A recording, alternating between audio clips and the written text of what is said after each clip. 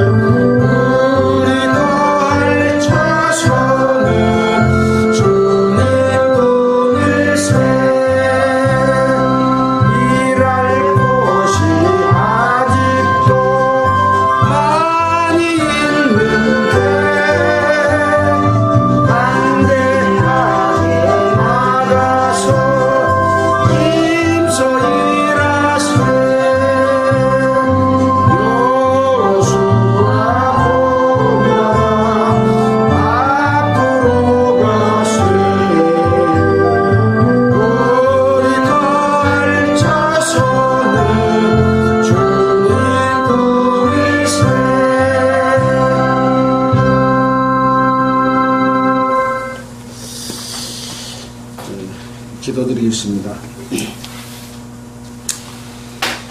우주 만물을 창조하신 하나님 아버지께 영광과 찬송을 돌립니다. 우리를 죄에서 구원하여 주시고 하나님의 자녀로 삼아주셔서 감사합니다. 또 말씀을 통해서 하나님의 자녀로 살아갈 수 있는 바른 길로 인도하여 주심에 감사드립니다. 오늘 또 기록된 말씀을 통해서 하나님 아버지의 뜻을 깨닫고 그 말씀을 따라 살아가는 저희들 되도록 주님 이 시간 함께해 주시기를 원합니다. 우리들의 마음과 생각을 아시는 주님, 성령께서 그 마음을 어루만져 주시고 일깨워 주셔서 말씀을 올바르게 받아들일 수 있도록 도와주시기를 원합니다.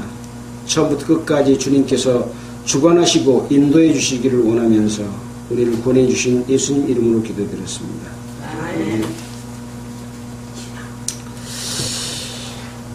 반갑습니다. 날씨가 상당히 뜨겁죠. 예. 이제 8월 15일이 말복인 것 같은데요. 예. 아마 어떻게 보면 지금 제일 뜨거운 때이지 않는가 그렇게 생각이 듭니다. 아무튼 우리는 자연환경 속에서 주어진 여건들을 순응하며 살아야 되지 우리가 이것을 거스릴 수는 없습니다. 그럴 때마다 늘 우주 만물을 창조한 절대적인 주권 하나님의 뜻을 다시 한번 생각해 보게 됩니다.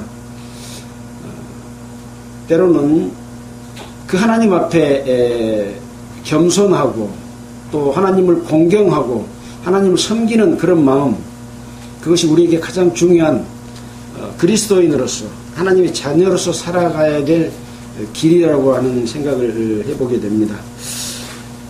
우리는 지금 신약 성경을 마치고 창세기에서부터 여호수아 16장까지를 공부를 했습니다. 오늘은 여호수아 17장을 할 차례입니다. 이 여호수아는 출애굽한 이스라엘 백성이 광야 40년을 거쳐서 가나안 땅에 들어가는 과정과 가나안 땅을 기업으로 분배받는 것에 대한 내용이 기록이 되어 있습니다. 가나안 땅을 천국과 비유하기도 하지만 가나안 땅이 천국은 아닙니다. 하나의 그림자일 뿐이고 광야 생활을 어떻게 살았느냐에 따라서 또 가나안 땅을 어떻게 점령하고 들어갔느냐에 따라서 하나님께서 주시는 기업이 어떤 것이다 라고 하는 것을 알려주는 그런 내용이 여호수아의 내용이라고 하는 것이죠. 출애굽에서 광야 생활을 거치지 않고 가나안 땅에 들어가는 사람은 한 사람도 없습니다. 그래서 출애굽이라고 하는 것은 세상에서 구원받는 것을 의미하는 거죠. 죄의 종이었던 자가 유월절 어린 양의 피로 말미암아 구원함을 받고 홍해를 건넌 것은 세례를 의미합니다. 세례를 받고 나와서 가나안 땅을 살아가는 것이기 때문에 곧 하나님의 백성이 어떻게 사느냐에 따라서 가나안 땅에서 가나안 땅에 들어갈 수 있는 자와 또 어떻게 들어가서 가나안 땅을 점령하느냐에 따라서 살아있는 자의 숫자에 따라서 또 점령하는 그 공로에 따라서 상급이 달라지는 그런 내용이 기록이 되어 있기 때문에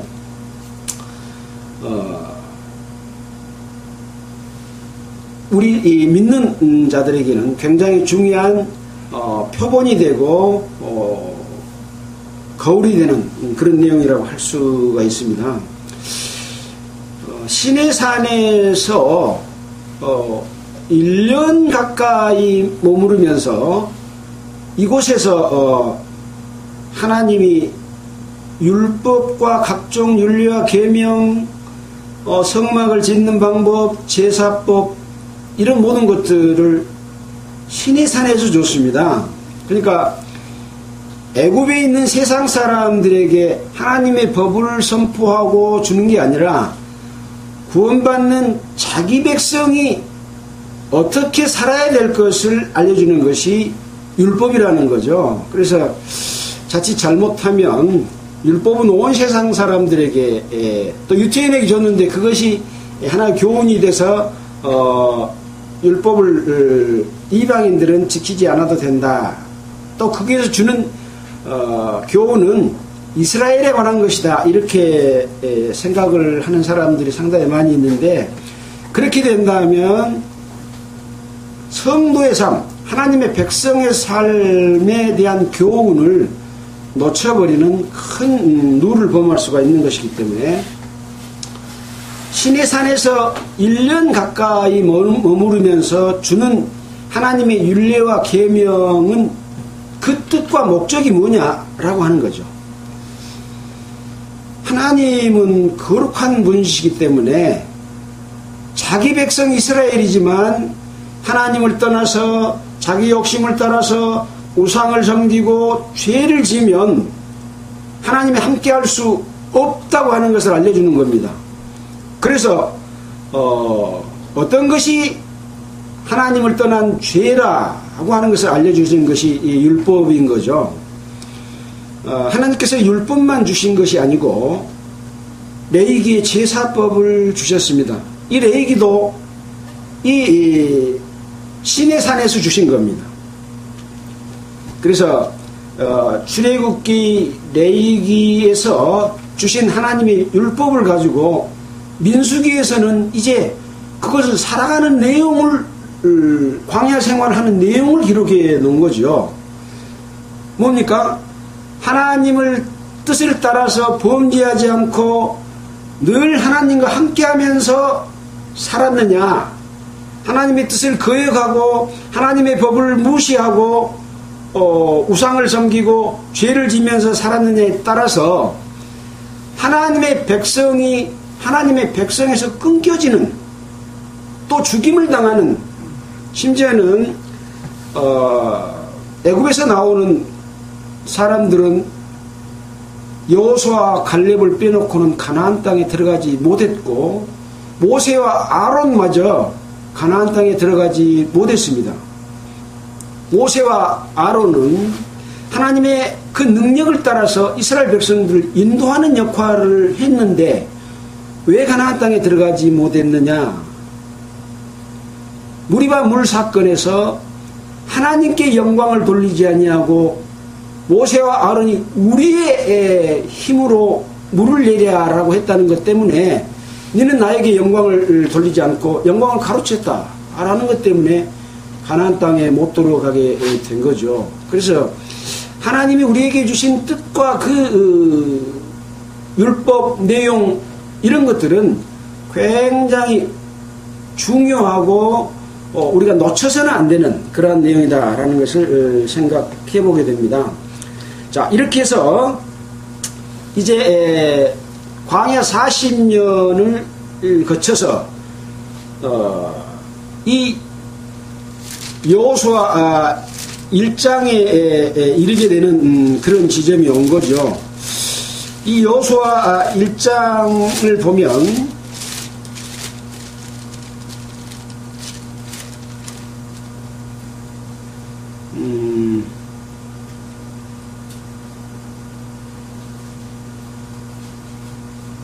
이제 요단강을 눈앞에 두는 그런 상황에서 모세가 죽고 이제 여호수아가 그 하나님의 뜻을, 모세를 이어받아서 가나안 땅에 들어가게 되는데, 이 들어가는 과정에서 그 직전의 신명기에서 다시 한번 모세에게 준 율법을 반복하고 반복해서 어떤 사람들만이 이 여호수아와 함께 가나안 땅에 들어갈 수 있는가, 또 가나안 땅에 들어가게 될 과정 가운데서 지켜야 될 것들은 무엇인가, 그런 내용들을 전부 설명을 듣고 지금 가나안 땅을 들어가게 됩니다. 그래서 이 하나님의 마음과 뜻을 올바로 이해하고 그 계명을 지키고 죽지 않고 살아있는 자만 가나안 땅에 들어가게 되는 거죠.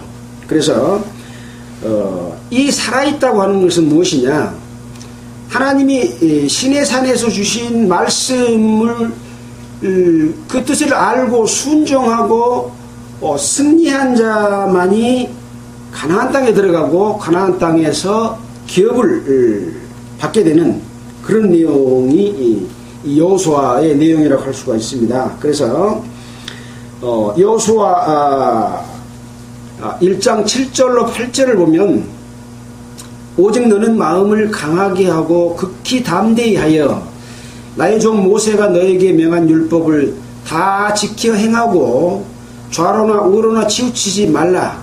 그리하면 어디로 가든지 형통하리니 이 율법책을 내 입에서 떠나지 말게 하며 죄하로 그것을 묵상하여 그 가운데 기록한 대로 다 지켜 행하라. 그리하면 내 길이 평탄하게 될 것이라. 네가 형통하리라 라고 이렇게 말씀을 하셔서 1년 기간 동안에 주었던 시내산에서의 그 가르침, 하나님의 뜻이 얼마나 중요한지를 다시 한번 일깨워주는 겁니다.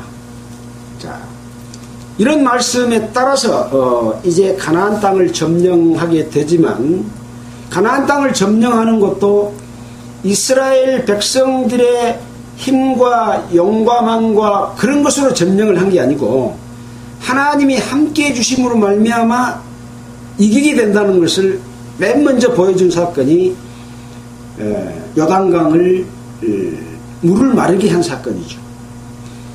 물이 위로 치켜 올라가서 물이 흐르지 않도록 해서 요단강을 건너게 됩니다.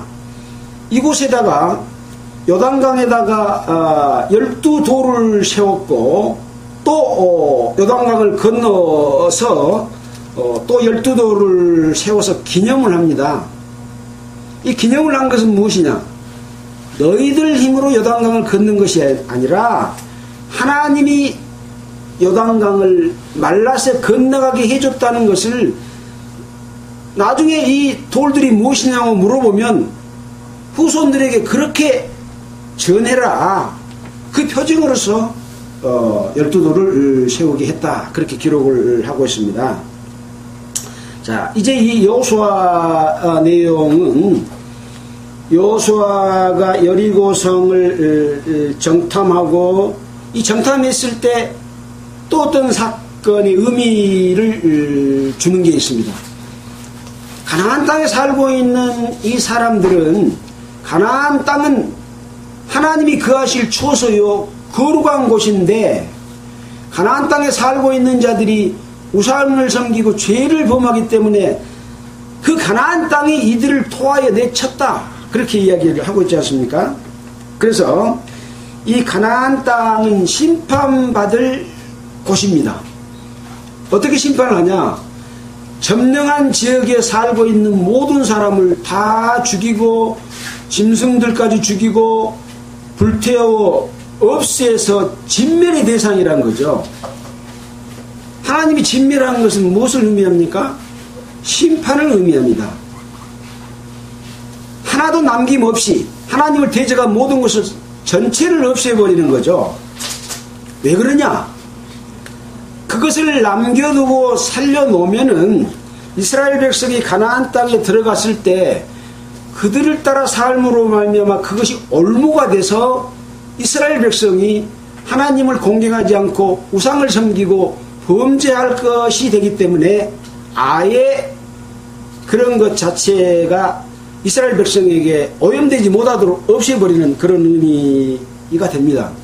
그래서 가나안 땅의 점령의 의미는 가나안 땅은 거룩한 곳인데 악한 세력이 거기에 있기 때문에 그것을 없애버리는 그런 것이죠.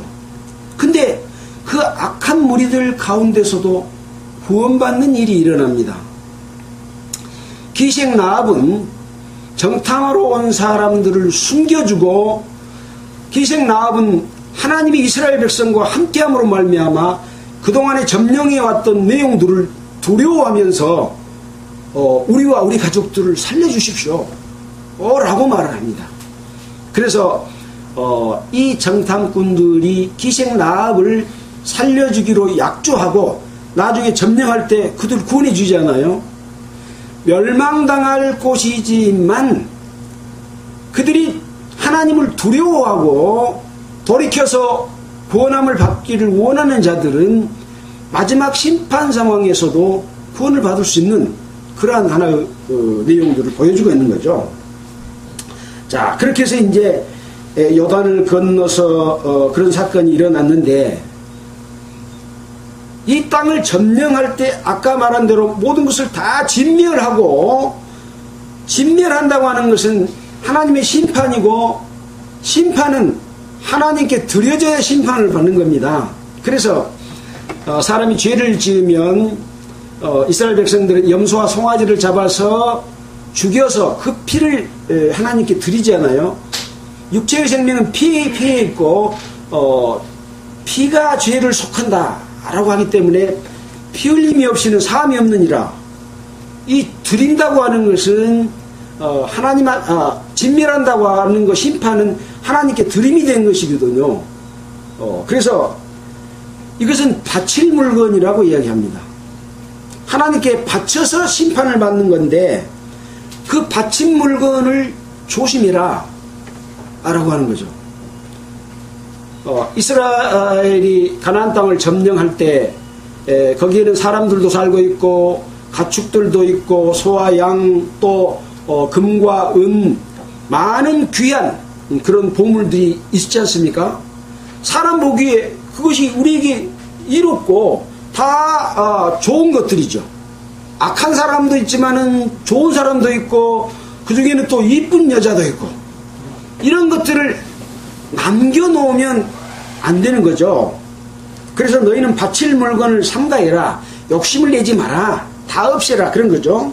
근데 이 여리고성을 점령하고 아간이 외투하고 금은과 이런 것들을 숨겨서 자기가 보관을 했습니다.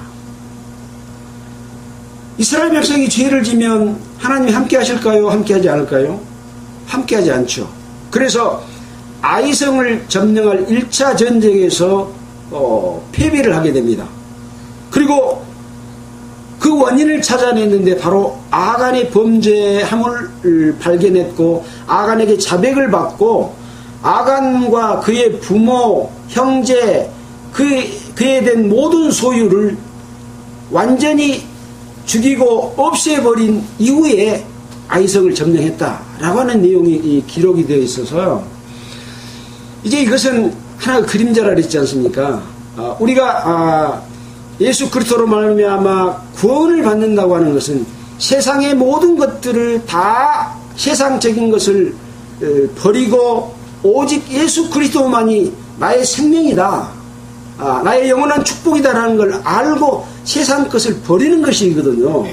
근데 그것을 다시 아끼고 그것을 가지고 있으면 하나님이 함께하지 않는다, 또 전쟁에서 실패한다 라고 하는 것들을 보여줌으로써 온전한 마음으로 하나님께 나아갈 때만이 하나님이 함께 하셔서 승리할 수 있다는 것을 보여주는 그런 내용이 아간의 범죄의 내용이었죠. 그 다음 한 가지 사건 보여준 게 기드온 거민이 구원을 받았습니다. 이 기드온 거민들 역시 하나님의 두려워함을 알았고 자기들도 멸망당할 것을 알고 이 여호수아에게 살 길을 찾고 그들을 속이면서까지 하나님의 방법을 순응하고 거기에 따랐을 때 그들을 구원해 줄 약속을 했고 기드온 백성들이 거기서 구원을 받게 됩니다. 아간은 개인과 그 가족이었지만 기드온은 함께하고 있는 하나의 족속이었는데 구원을 받는 그런 일이 일어났기 때문에 하나님의 심판이 이제 이 세상도 말세라고 그렇잖아요. 하나님의 심판이 곧 우리에게 임할 것이지만 개인이 됐든 함께하는 여러 사람들이 됐든 그 두려움을, 하나님의 두려움과 심판을 알고 그 심판으로부터 피하고자 하는 자들은 하나님께서 구원해 주신다라고 하는 것을 우리에게 교훈을 해주고 있습니다. 자, 그렇게 해서 이제 모세와 이제 여호수아가 점령한 지역을 이스라엘 백성들의 지파에 따라서 분배를 해주게 됩니다. 그래서 요단강을 건너기 전에 요단강 동편 지역은 두 지파 반에게 이미 분배를 했고, 그 다음에 이제 요단강을 건너서 요단강 서편에 이 가나안 땅 지역은 이제 다 점령을 했다는 내용이 기록이 되어 있습니다. 자, 여호수아 12장에 보면 모세가 점령한 지역은 두 곳이고 여호수아가 점령한 지역은 31개 지역의 왕들을 점령하고 진멸한 내용이 나옵니다. 자, 그렇게 해서 이제 거룩한 가나안에 거하는 진멸할 모든 것들을 진멸하고 기업을 분배를 하게 됩니다. 이 기업을 분배받을 자는 누굽니까? 첫 번째는 가나안 땅에 들어가야 기업의 분배를 받을 수가 있는 거죠. 그 다음에는 뭐였습니까? 점령하는 데 공로가 있는 자들에게는 그 땅을 주기도 했습니다. 또 단체로 점령을 한 경우에는 제비 뽑아가지고 분배를 했습니다. 자, 그래서 그 요단강을 건너서 가나안 땅을 점령했다고 하는 것은 무엇을 의미하겠는가라고 생각해 봤을 때 성도들이 하나님의 백성으로 살아나가면서 점령해야 될 것이 뭐가 있겠습니까? 교회 안에 있을 수도 있고 내 안에 있을 수도 있고 세상 안에 있을 수도 있습니다. 내 안에 내가 하나님의 자녀로 태어났지만 하나님을 거역하는 요소들이 너무 많습니다. 나의 지식일 수도 있고 나의 욕심일 수도 있고 나의 사랑하는 모든 것일 수도 있습니다. 아까 가나안 땅을 점령했을 때 모든 것을 욕심내지 말고 다 진멸해라. 그런데 나는 내 속에 아직 하나님 거룩하다고 여기지 않는 것들을 사랑하고 그것을 아끼고 그것을 나의 자랑으로 삼고 나의 유능함, 능력, 나의 착함, 나의 잘함 이런 것들이 자기 속에 남아있는 것은 이것은 다 없애버릴 진멸해야 될 요소인데 이것을 얼마만큼 없애고 오직 내 안에 예수 그리스도 성령이 승리하도록 했느냐에 따라서 기업을 얼마나 받을 수 있다라고 하는 그런 것이 된다는 거죠. 전도 많이 했으니까 상이 크다. 물론 그것일 수도 있지만 그것은 일 분야일 수 있고 진짜 점령은 내 속에 거하는 하나님을 거역하는 모든 요소들을 없애는 겁니다. 그건 어디로부터 오는 것이냐? 육체로 오는 것이고 세상으로부터 오는 것이고 마귀로부터 오는 모든 욕심이기 때문에 그것을 얼마나 점령하고 정말 온전하고 거룩하게 주님께 드려져 있느냐라고 하는 것으로 심판받는다는 거죠. 기업을 받는다는 거죠. 그래서 레위 지파들에게는 기업을 분배하지 않았습니다. 그들은 하나님 일을 하는 자들이기 때문에 그들의 기업은 하나님이 기업이었습니다. 우리 속에서 하나님이 일하시도록 하면 우리의 기업은 하나님이 우리의 기업이 되는 겁니다. 레위인처럼. 여러분 모두가 하나님의 일을 하는 자로서 하나님의 기업이 되면 곧 그것이 영광이고 축복이고 영원히 없어지지 않는 영생의 축복이 된다고 하는 것이죠. 뭘 많이 하고 적게 하고 그런 게 아니에요. 내가 뭘 많이 바치고 많이 봉사하고 많이 충성하는 게 아니라 내 안에 우리 삶을 통해서 하나님이 기뻐하시지 않는 것이 무엇이냐라고 하는 것을 성령으로서 하나님의 힘으로써 물리친 것이 곧 기업이고 그것이 곧 영광이다라고 하는 거죠. 그래서 레인의 영광과 같은 영광을 우리는 받을 수 있다면 얼마나 좋겠는가라고 하는 것이죠. 이것이 신앙 생활입니다. 자 이렇게 해서 기업의 분배를 받습니다. 자 오늘은 이제 중간 설명하면서 절반 시간이 지났는데요. 오늘은 여호수아 17장을 할 차례입니다. 지금 기업을 분배하는 과정에 있고 어떤 지파가 기업을 어떻게 받았다라고 하는 내용이 기록이 되어 있습니다. 17장 한번 같이 보겠습니다. 므낫세 지파를 위하여 제비 뽑은 것은 이러하니라. 므낫세는 요셉의 장자이었고 므낫세의 장자 마길은 길앗의 아비라. 그는 무사에 이어서 길앗과 바산을 얻었으므로 므낫세의 남은 자손을 위하여 그 가족대로 세비를 뽑았는데 그들은 곧 아비에셀의 자손과 헬렉의 자손과 이스라엘의 자손과 세겜의 자손과 헤벨의 자손과 스미다의 자손이 그들이 가족대로 요셉의 아들 므낫세의 남자손이며 이렇게 므낫세의 지파는 이 제비를 뽑아서 땅을 분배를 받았습니다. 자, 뒤에도 계속 제비 뽑아서 받는다는 내용이 계속 기록이 되어 있습니다. 자, 12절에 한번 볼까요? 아니요, 그 전에 한번 3절 한번 보겠습니다. 헤벨의 아들 길앗의 손자 마길의 중손 므낫세의 현손 슬로보앗은 아들이 없고 딸뿐이요. 그 딸들의 이름은 말라와 노아와 호글라와 밀가와 디르사라. 5딸이 있었고 아들이 없었는데 딸들에게도 이 기업을 주시는 내용이 거기가 기록이 되어 있습니다. 자, 우리가 민수기 36장에서 시집간 여자의 후손에게도 기업을 분배해 줬잖아요. 근데 자기 족속하고 살아야지 다른 족속하고 에게 시집가면 그것을 뺏기고 도로 기업에다 지파에다 주고 가야 되는 그런 부분에 관해서 우리도 배웠잖아요.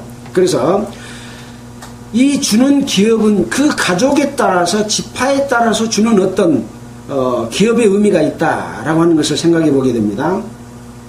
자, 그 뒤에 보면 하나님께서 모세에게 명하여 우리에게 기업으로 주라 하셨다 함으로 줬다, 그런 내용의 기록이 되어 있습니다. 12절에 보면 그러나 므낫세 자손이 그 성읍들의 거민을 쫓아내지 못하며 가나안 사람이 결심하고 그 땅에 거하였더니, 므낫세 자손이 땅을 기업으로 받았는데 기업으로 받으면 거기에 들어가서 거기에 있는 모든 족속들을 싹 진멸해야 되는데 가나안 사람들을 점령하지 못했어요. 쫓아내지 못했어요. 그래서 가나안 사람들이 결심하고 우리는 여기서 살겠다 라고 한 거죠. 이 쫓아내지 못하면 나중에 꼭 문제를 일으킵니다. 내 안에 하나님께 불순종하는 요소들이 나중에 꼭 문제를 일으켜서 나중에 하나님에게 벌을 받는, 하나님의 영광과 축복을 얻지 못하게 하는 일이 생깁니다. 근데 이 므낫세는 가나안 사람들을 쫓아내지 못하니까 가나안 사람들이 딱 버티고 우리가 여기서 자리 잡고 살겠다라고 한 거죠. 자, 13절에 보니까 이스라엘 자손이 강성한 후에야 가나안 사람을 사역시켰고 다 쫓아내지 아니하였더라. 이스라엘이 강성해지니까 버티고 살겠다고 하는 자들을 살려는 놨는데 이스라엘의 종으로 만들었었습니다. 내 안에 남겨둔 것을, 남겨둔 자가 내 몸을 점령해서 하나님을 거역하면 안 됩니다. 하나님의 능력으로 강건해져서 이 남은 것을 종으로 만들어야 됩니다. 그러면 승리할 수 있고 하나님이 함께 하시는데 지장이 없는 거죠. 이런 내용은 다른 곳의 성경에서도 찾아볼 수가 있습니다. 자, 14절 이후에는 에브라임과 므낫세 지파가 땅을 더 요구하는 그런 사항이 있는데, 이 지파가 받은 에브라임 산지가 너무 좁아서 브리스 사람과 르바임 사람의 땅 삼림에 올라가서 스스로 개척해서 더 차지해라 라고 이렇게 말해준 내용이 기록되어 있습니다. 우리에게 준 기업이, 우리 숫자는 많고 공이 있는데 기업으로 적게 제비 뽑아서 받았을 경우에 하나님께서 능력으로 함께 하시는 말미암아 다른 곳의 산지도 점령할 수 있는 힘을 능히 주신다. 그런 내용에 관한 내용이 기록이 되어 있고, 이곳에는 철병거가 있습니다. 그러고 말을 하니까 17절에 여호수아가 요셉의 족속 곧 에브라임과 므낫세에게 일러 가로되 너는 큰 문적이요 큰 권능이 있은즉 한 분깃만 가질 것이 아니라 그 산지도 내 것이 되리니 비록 삼림이라도 내가 개척하라. 그 끝까지 내 것이 되리라. 가나안 사람이 비록 철병거를 가졌고 강할지라도 네가 능히 그것을 쫓아내리라. 하나님께 함께 하심으로 말미암아 가나안 땅에 들어갔고 기업을 얻게 되면 남아있는 어떤 요소들도 하나님의 능력으로 강건케 해주심으로 말미암아 비록 철병거에 절벽이 있다 할지라도 능히 이겨서 점령할 수 있다라고 하는 것을 기록을 해놓고 있습니다. 자, 18장에는 이제 지금 분배받은 지파 외에 나머지 7지파가 아직 그 점령을 하지 못한, 땅을 분배받지 못한 7지파가 있었습니다. 왜 못하고 있냐 하는 내용이 기록이 되어 있습니다. 3절에 보면 이런 말씀이 있어요. 여호수아가 이스라엘 자손에게 이르되 너희가 너희 열조의 하나님 여호와께서 너희에게 주신 땅을 취하러 가기를 어느 때까지 지체하겠느냐. 하나님께서는 가나안 땅에 기업을 주기로 약속을 했고 줄 건 주기로 했는데 그 땅에 들어가기를 지체하고 있는 거예요. 지체하고 있는 요인은 또 있겠죠. 그들을 두려워했다든지 뭐 한마음이 되지 않았다든지 뭐 용기가 없었다든지 뭔가 어떤 원인이 있어서 여호와께서 너에게 주신 땅을 취하러 가기를 어느 때까지 지체하겠느냐. 지체해서 얻지 못한 자들이 있는 겁니다. 하나님께서는 하나님을 믿는 백성들에게 축복 주시기를 원합니다. 영광 주시기를 원하고 영원한 곳에서까지 기업의 분배를 해주시기를 원하는데 내가 지체함으로 말미암아 그것을 미루고 있으면 받습니까? 못 받습니까? 못 받습니다. 축복은 약속되어 있는데 기업은 없는 거죠. 자, 그렇게 해서 이제 그들에게도 들어가라 해서 그 땅을 차지하게 되는 기업을 받게 되는 내용이 기록이 되어 있습니다. 이들은 제비 뽑아서 얻을까요? 공로에 따라서 얻겠습니까? 뒤에 이제 나머지 7지파가 받는 것이 나와 있는데 다 제비 뽑아서 얻습니다. 또 제비 뽑을 때 중요한 부분은 뭐냐? 보겠습니다. 6절입니다. 그 남은 땅은 7부분으로 그려서 이곳으로 내게 가져올지니 내가 여기서 너희를 위하여 우리 하나님 여호와 앞에서 제비 뽑으리라. 그러니까 7지파에 3명씩을 차출해 가지고 남아있는 땅을 두루 살펴서 지도를 그려 가지고 와라. 7곳으로 나누어서 가지고 오면 그것을 제비 뽑아서 줄 땅을 나눠 주겠다. 그래서 3명씩 7지파니까 3,7은 21명이 가가지고 지도를 그렸고 왔겠죠. 그래서 제비 뽑아서 주는 그런 내용이 기록이 되어 있습니다.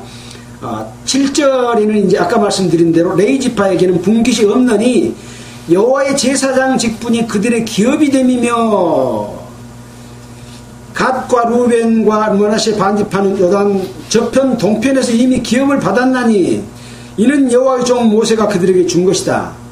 세지파 반은 요단강 건너기 전에 동쪽에서 기업을 받았고 레위 사람은 분깃이 없는데 왜 없냐? 그들은 제사장 직분이 그들이 기업이 되기 때문에 그렇다.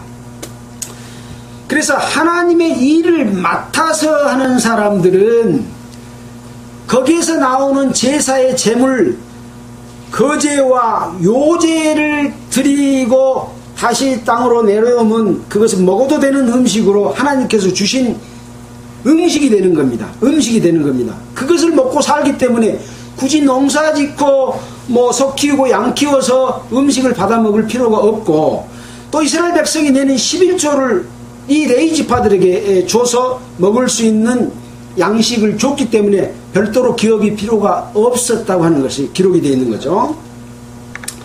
그러나 무조건 주는 것이 아니라 제사장들이 제사를 드리는 거제, 요제 들었다가 놓는 것만 먹을 수 있도록 그렇게 해준 내용이 또 기록이 되어 있습니다.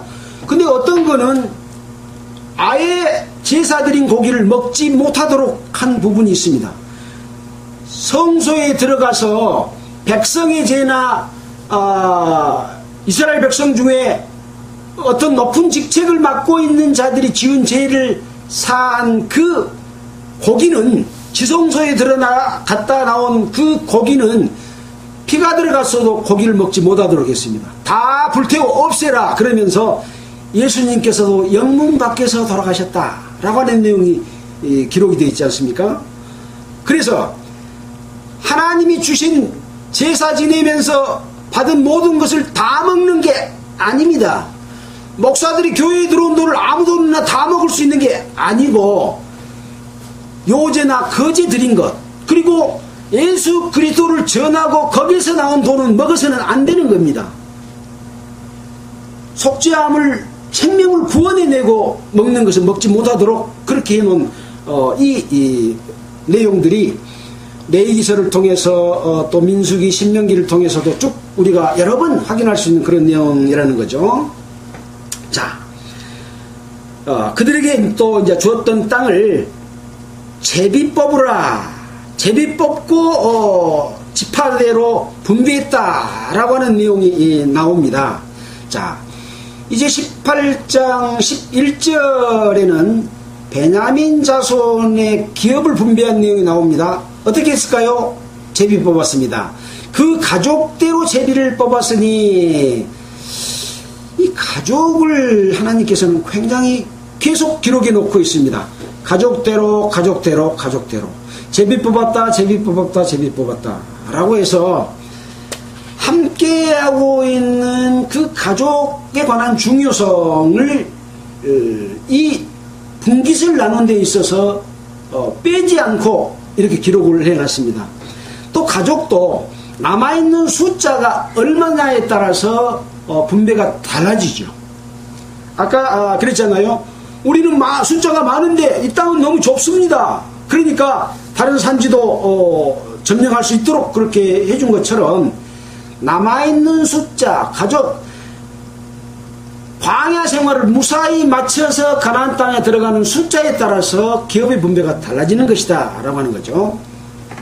자, 20절에 이는 베냐민 자손이 그 가족대로 얻은 기업이 사면 경계이었더라. 그 가족대로 다음에 글자가 얻은이라는 글자가 크게 써졌습니까? 작게 써졌습니까? 적게 써졌죠. 그 앞에나 뒤에나 얻은이라고 써진 글자는 다 작게 써졌습니다. 작은 것은 글자는 작지만 의미는 어쩐다고요? 큰 겁니다. 가족대로 얻은 기업, 이게 굉장히 중요한 의미를 가지고 있다라는 거죠. 이는 28절 뒤에 베냐민 자손이 그 가족대로 얻은 기업이었더라 라고 이렇게 기록을 해놨죠. 19장에는 시므온 자손이 얻은 기업도 마찬가지로 제비를 뽑아서 분배를 했는데 이 시므온 자손의 기업은 유다 자손의 기업 중에서 제비를 뽑아서 얻었습니다. 왜 그랬을까요? 유다 자손은 숫자보다 더 많은 지역을 얻어서 지역이 남아. 그러니까 너무 많으니까 너희는 시므온 자손에게 그 땅을 다시 돌려줘서 시므온 자손이 그 땅을 차지하게 되는 내용이 기록이 되어 있습니다. 내가 남아있는 족속, 가족, 또 얻은 기업이 내 양보다 많으면 돌려줘야 됩니다. 기업의 기준이 있다는 말입니까? 없다는 말입니까? 있다는 말입니다. 반드시 기업의 기준이 있습니다. 그 기준보다 많으면 내놔야 돼요. 돌려줘야 되는 거예요. 그래서 시므온 자손은 이 유다 자손의 기업이 많아서 그 중에서 차지했습니다. 자, 10절부터는 이제 스불론 자손의 기업이 기록되어 있고 역시 가족대로 제비를 뽑았습니다. 16절에 스불론 자손이 그 가족대로 얻은 기업은 이 성읍들과 그 촌락이었더라. 여기 얻은도 글자가 작게 되어 있습니다. 얻은 것이 글자는 작지만 의미는 크다. 그런 뜻인 거죠. 그래서 가족대로 얻었다 라고 하는 이 얻은 것은 중요한 말이다 라는 거죠. 24절에 아셀 자손의 기업이라고 또 기록이 되어 있고 역시 제비를 뽑았고 31절에 보면 아셀 자손의 지파가 그 가족대로 얻은 기업은 이 성읍들과 그 촌락이었더라. 역시 거기 얻은도 글자가 작습니다. 가족대로 얻은 기업이라는 거죠. 자, 32절 이후에도 역시 제비를 뽑았고 그 가족대로 얻은 기업은 이 성읍들과 그 촌락들이었더라. 반복해서 기록한 내용은 중요한 내용입니다. 하나님의 백성으로서, 이스라엘 백성으로서 하나님의 뜻을 따르지 않는 자를 이스라엘 백성 중에서 끊쳐버리라 한다고 하는 내용은 여러 번 기록이 되어 있습니다. 중요하기 때문에 그렇습니다. 여기서도 기업을 얻는 데 있어서 가족대로 얻은 기업이 중요한 부분이고, 또 제비 뽑아서 준다는 것도 반복된 내용으로서 중요하다라는 것이죠. 40절에는 단자손도 역시 똑같이 기록이 되어 있습니다. 가족대로 얻는 작게 기록이 되어 있죠. 49절은 기업의 땅 나누기를 마치다. 그래서 이스라엘 백성은 12지파가 다 이렇게 해서 기업의 분배를 받았습니다. 우리 하나님을 믿는 성도들은 이 땅에 어떻게 살았느냐에 따라서 우리에게 주시는 그 기업을 바라보고 살아갑니다. 그 영광을 바라보고 살아갑니다. 세상에는 고통과 배고픔과 굶주림과 고난, 봉사의 고난, 희생이 있다고 할지라도 우리는 그것을 소망하고 그것을 바라보고 살아갑니다. 그 기준이 어떤 것인지 모르고 아무리 노래간들 그것은 하나님을 거역하는 일이 될 수도 있습니다. 그것이 바로 바벨탑입니다. 종교입니다. 종교 정파에서 주장하는 각종 교리와 가르침일 수 있습니다. 왜 그랬습니까? 가나안 땅에 살고 있는 자는 거룩한 곳에서 하나님을 올바로 공경하지 못하고 마귀를 공경하고 우상을 섬기고 악한 일을 행했던 것들이기 때문에 진멸해야 될 교회의 나쁜 습관과 조직과 내용들이 성도들을 지배하고 있으면 그 기업을 얻을 수가 없다는 거죠. 진멸해야 될 것이 나의 상급을 결정하는 요인이다라고 따라가고 있는 경우가 많다, 그런 얘기입니다. 성경을 자세히 살펴서 하나님이 원하시는 뜻이 과연 무엇인지를 알고 거기에 순종할 때 하나님께서는 축복 주십니다. 사람이 어떤 걸 해서 받는 게 아닙니다. 하나님께서 해주시고 너희는 늘 하나님의 안식 안에, 하나님을 믿는 믿음 안에서 순종해라고 하는 겁니다. 네 것 가지고 내놓지 마라. 네 노력 가지고 자랑하지 마라. 네가 했다고 영광 차지하지 마라. 하나님의 것을 중간에 가로치지 마라. 없는 것은 받지 않으신다. 이런 내용이 신구약 전체에 똑같이 하나님의 뜻이 알려져 있습니다. 종교는 반대입니다. 사람 것을 끄집어 모으고 만들어서 바벨탑을 쌓습니다. 요한계시록에 보면 그들이 추구하고 얻는 것들은 다 자기들이 사치하고 부귀영화를 누리는 금은 보화요, 심지어는 그것을 사고 팔면서 사람의 영혼까지 사고 팔았다라고 말하면서 그것은 음녀요, 심판받을 바벨론이다. 그래서 계시록에 바벨론이 심판받고 천국이 나타납니다. 이 세상의 종교, 그것은 하나님 없는 인간의 방법으로서 하나님의 이름을 빌려서 자기들이 살아나가는 수단으로 삼고 있는, 기독교가 욕먹고 종교들이 욕먹고 종파들이 욕먹는 것은 다 하나님의 뜻을 거스려 살고 있는 것 때문에 그렇습니다. 이단이라는 말을 듣고 욕을 얻어먹는 것, 이건 뭔가 문제가 있다는 거죠. 정말 성경대로 살면 욕 얻어먹지 않고 하나님의 백성으로서 하나님의 영광과 능력을 사람들한테 보여주기 때문에 저 사람들은 법 없어도 살 사람들이요, 저 사람들이야말로 신앙을 가진 올바른 사람들이다, 그런 평을 받습니다. 그렇게 살지 않는 사람들은 문제가 있는 사람들이에요. 이것을 볼 수 있는 눈은 어디서 얻어야 되느냐? 사람의 말에서 듣고 판단하면 안 됩니다. 성경 속에서 그것을 찾을 때만이 올바른 길을 알 수 있고 우리 살아가는 신앙생활이 거가 있는 겁니다. 제가 이렇게 성경을 가지고 한마디 세상 말 섞지 않고 말씀을 전해도 저 말을 믿으시면 안 됩니다.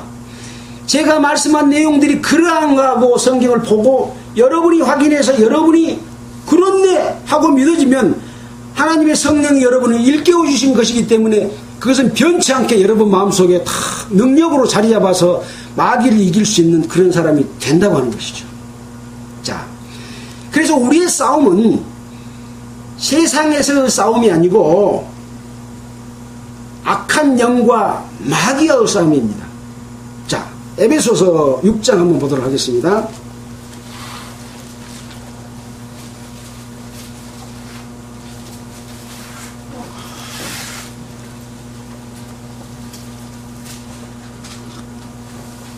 (6장 10절입니다)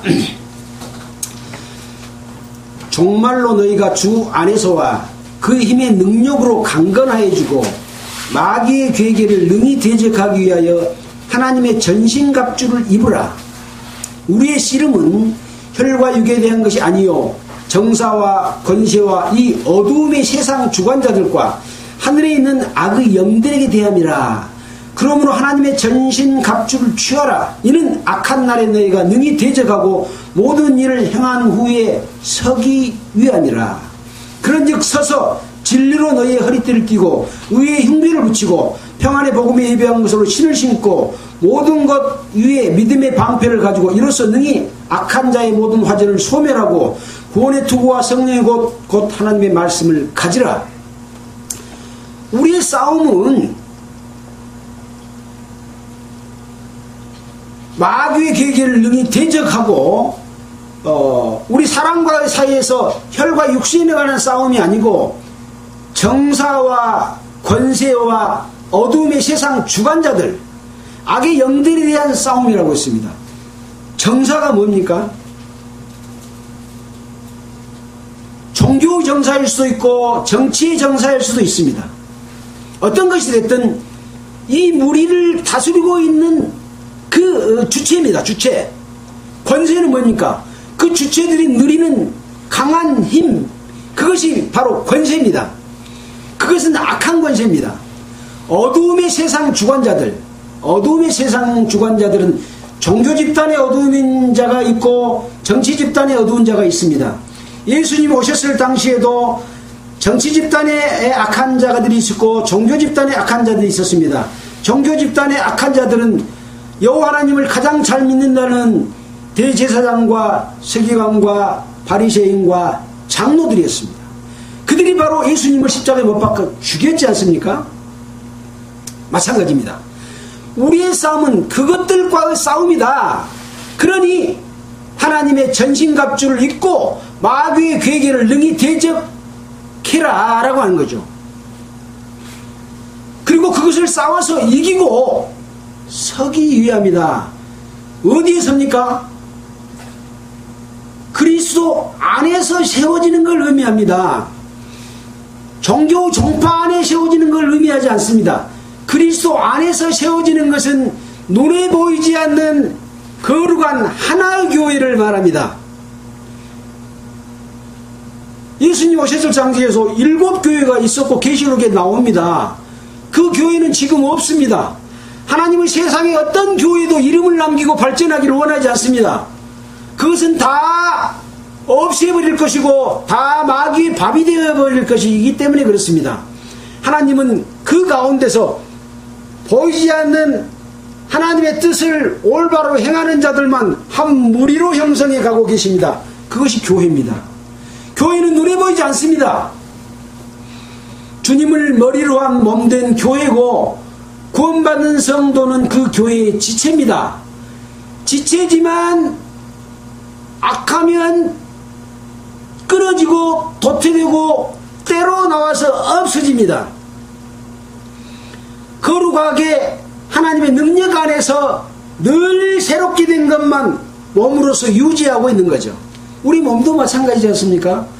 우리 몸에 각종 세포가 있지만 세포가 옛날 세포가 있는 게 아니에요. 늘 세포가 바뀌어서 늘 새로운 몸을 형성하고 있는 것처럼 교회에 주님의 몸된 많은 지체가 있지만 하나님의 뜻을 따르는 자만이 올바른 지체로서 유지된다고 하는 것을 이스라엘을 통해서 우리에게 보여줬고 가나안 땅에 들어가는 것을 보여줬고 가나안 땅에 기업 얻는 것을 통해서 우리에게 보여주고 있는 이스라엘은 거울이다, 표본이다 라고 하는 거죠. 우리가 믿는 것은 하나님의 능력과 하나님의 의와 그 안에서 마귀에게 넘어가지 않는 것이 우리가 서는 방법입니다. 뭘 해가지고 하나님 앞에 서는 게 아니에요. 자, 이런 하나님의 은혜와 축복을 늘 말씀하면서 마지막에는 뭐가 나옵니까? 하나님께서 엿새 동안의 세상을 창조하고 마지막에는 뭐가 나옵니까? 안식일이 나옵니다. 안식. 하나님은 우주 만물을 창조하고 에덴 동산에 사람으로 거하게 하고 모든 것을 그냥 공짜로 줬습니다. 하나님과 함께하기 위해서 그렇습니다. 하나님은 안식하기를 원하시고 에덴 동산에서 이뤄진 사람과의 관계를 회복하는 것이 지금까지 이어져 오는 6,000년의 역사요 7,000년으로 가는 이 역사입니다. 회복하는 과정과 방법을 성경 66권을 통해서 우리에게 보여주고 계십니다. 시간이 없어서 창세기부터 지금까지 한번 요약해서 말씀드리고 싶었는데 그 말씀은 못 드립니다. 창세기부터 모세오경은 하나님의 창조와 하나님의 인간을 떠남으로 말미암아 애굽으로 간 세상의 종이 되어버린 것을 의미한 게 창세기입니다. 그러나 하나님은 아브라함과 이삭과 야곱을 통해서 약속하시고 에덴 동산에서 이뤄진 구원을 하시기 위해서 아브라함을 택했고 약속을 한 것이 언약입니다. 그 언약을 통해서 애굽에서 구원해낸 것은 우리가 세상에서 구원받는 것과 같은 것인 거죠. 그 자기 백성에게 율법을 줬다는 건 아까 설명했지 않습니까?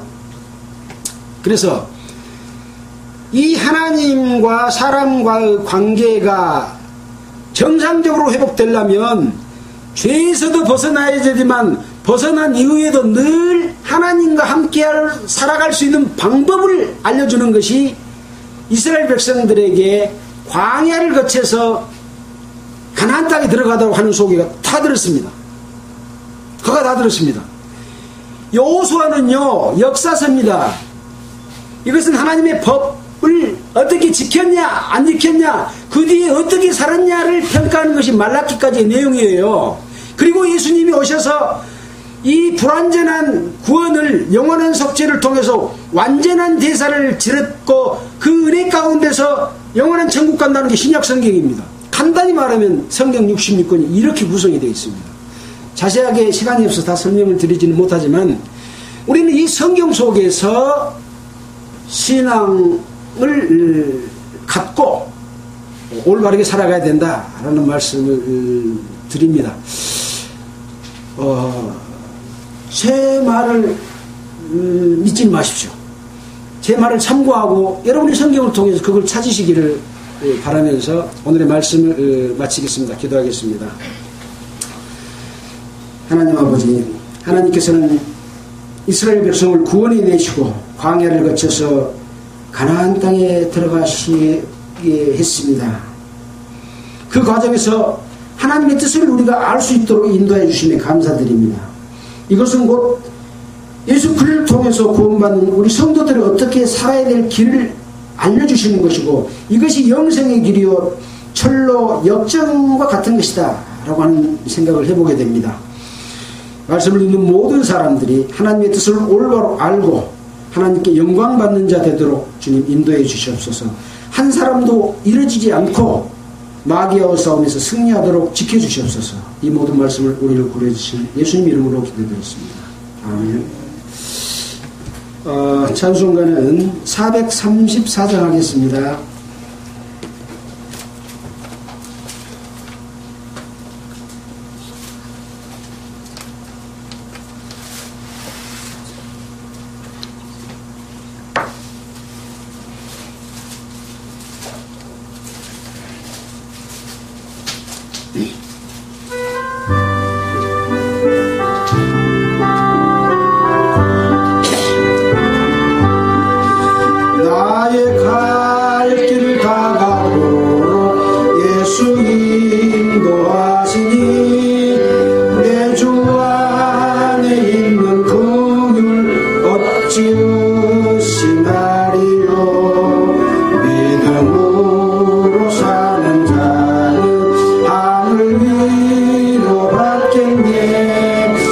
무슨 일을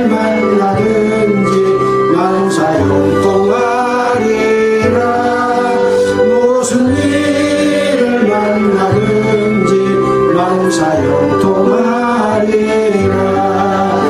나의 갈 길 다가도록 예수 인도하시니 어려운 일 당할 때도 족하는 내 주시네. 나는 심히 고단하고 영혼 매우 가라나 나의 앞에 반석에서 샘물 나게 하시네. 나의 앞에 반석에서 샘물 나게 하시네. 나의 갈 길 다가도록 예수 인도하시니 그의 사랑 어찌 큰지 말로 알 수 없도다.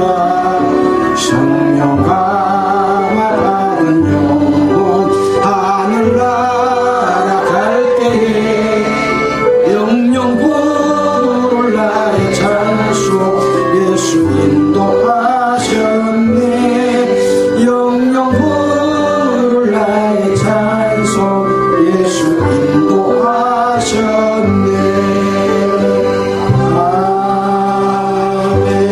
아멘. 수고하셨습니다.